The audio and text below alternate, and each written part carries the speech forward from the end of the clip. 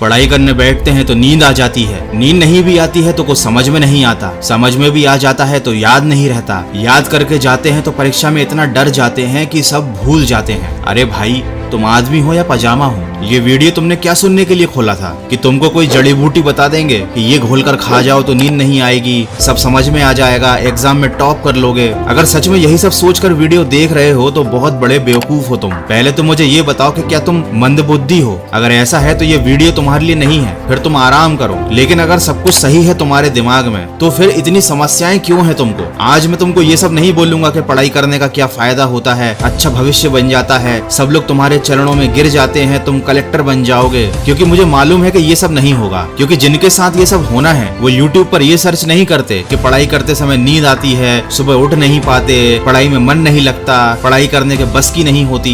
वो लोग या तो YouTube चलाते ही नहीं, क्योंकि उनका पूरा समय या तो पढ़ाई में निकलता है या फिर वो YouTube पर कोई पढ़ाई का टॉपिक समझ रहे होते हैं। और यहाँ आप हो कि खुद की समस्याओं से ही नहीं निकल पा रहे, अपनी प्रॉब्लम का सोल्यूशन भी आपको दूसरों से ही चाहिए। आप खुद नहीं पढ़ पा रहे हो, आपको नींद आ रही है तो ये तुम्हारे अंदर की समस्या है ना। जब समस्या तुम्हारे अंदर है तो उसे खत्म कौन करेगा? तुम करोगे या कोई और तुम्हारे शरीर के अंदर घुस तो नहीं जाएगा? तुम कोई मशीन तो नहीं हो कि लोग तुम्हारे अंदर घुस जाएंगे और तुम्हें सही कर देंगे, तुमको मोटिवेट कर देंगे। मोटिवेट उसे किया जाता है जो संघर्ष कर रहा हो, जो लगा हुआ हो जी जान से, फिर भी उसके साथ बुरा हो रहा हो, उसे मोटिवेट किया जाता है ताकि वो हार ना माने। तुम्हें क्या कोई मोटिवेट करेगा? तुमने तो शुरुआत ही नहीं की। हार मानना तो बहुत दूर की बात है। कड़वी लग रही होंगी, बुरी लग रही होंगी मेरी बातें, सच ऐसा ही है, इससे भी ज्यादा कड़वा और बुरा। जब ऐसे ही जिंदगी कटती रहेगी, सोते हुए, ऊँगते हुए, अलसाते हुए, और फिर जब सारे सपने टूटेंगे तब और भी ज्यादा बुरा लगेगा। फिर भी तुम चैन से ही सोना। इस नींद के चक्कर में ही तो तुमने अपनी ये हालत कर ली है। अपनी जिंदगी को इस मोड़ पर ले आए हो कि अब तुम्हें सोने के अलावा कुछ समझ में ही नहीं आता।